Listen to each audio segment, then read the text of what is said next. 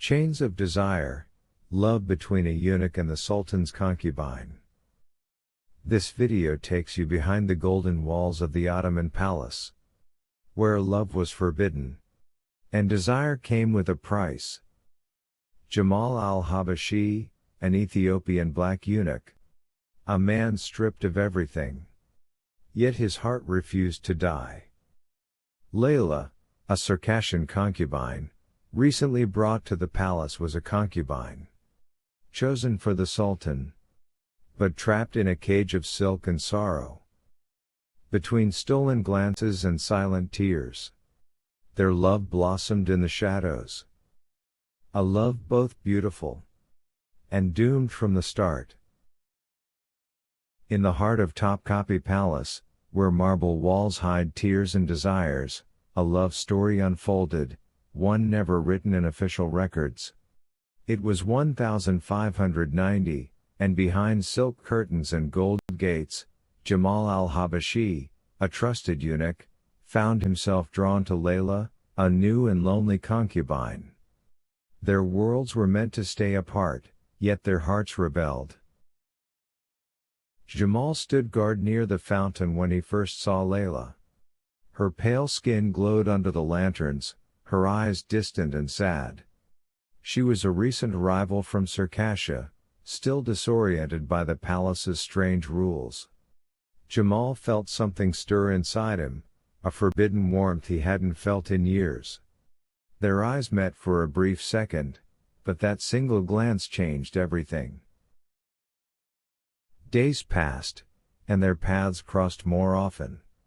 In the corridor near the harem baths, near the pomegranate trees in the courtyard, always brief moments, always in silence. Jamal became restless at night, thinking of her. Leyla, too, noticed his lingering glances. Though they never spoke, the air between them grew heavy with unspoken words and stolen looks. One night, while the concubines gathered for music lessons, Jamal dared to pass close by Leyla and whispered, "Are you lonely here?" His heart raced after the words escaped. Layla's cheeks flushed, but she didn't answer. That single whisper carried more danger than both realized. In the Sultan's harem, even a word could mean death for both. Jamal began lingering outside her chamber door after midnight, just to hear her breathing softly inside. Leyla, behind the embroidered curtains, waited too, her heart pounding whenever she sensed his shadow nearby. The night became their secret world, where imagination replaced touch and dreams replaced reality. One rainy evening in the palace garden, Jamal found Leyla alone near the fountain. Without thinking, he handed her a rose fallen from the Sultan's private garden. Their fingers brushed. The touch was electric, burning through both like forbidden fire. Leyla smiled faintly, knowing this was dangerous, but her heart betrayed her. Unbeknownst to them, Hussein Aga, another eunuch, had noticed the growing closeness. Hussein, loyal to the palace code, watched them from afar. He debated whether to report Jamal. Fear of scandal mixed with his own hidden jealousy, for Hussein too had long admired Leyla in silence. One morning, Leyla found a small folded paper beneath her pillow. Jamal's handwriting trembled. "Meet me by the old cypress tree at midnight." Her heart raced as she read.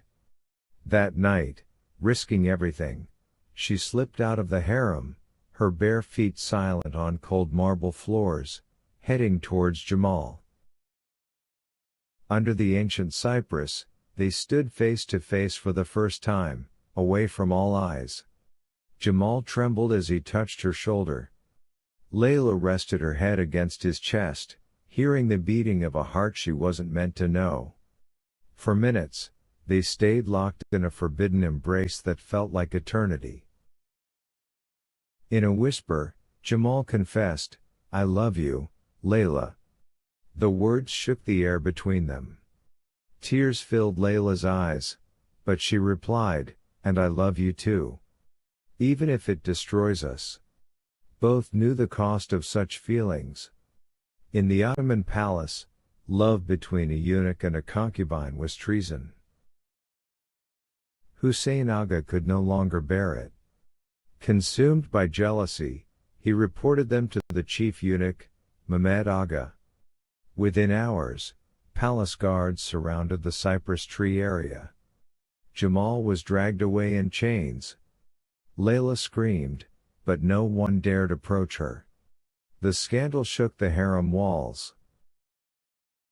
Jamal was thrown into the dungeon. For days, he faced brutal questioning. Did you touch her? Did you defile the Sultan's honor? Bleeding and broken, Jamal refused to speak of Leyla. His silence became his shield, but it could not protect him forever. Layla's fate was no better. She was locked away in a dark chamber, denied food and water for days.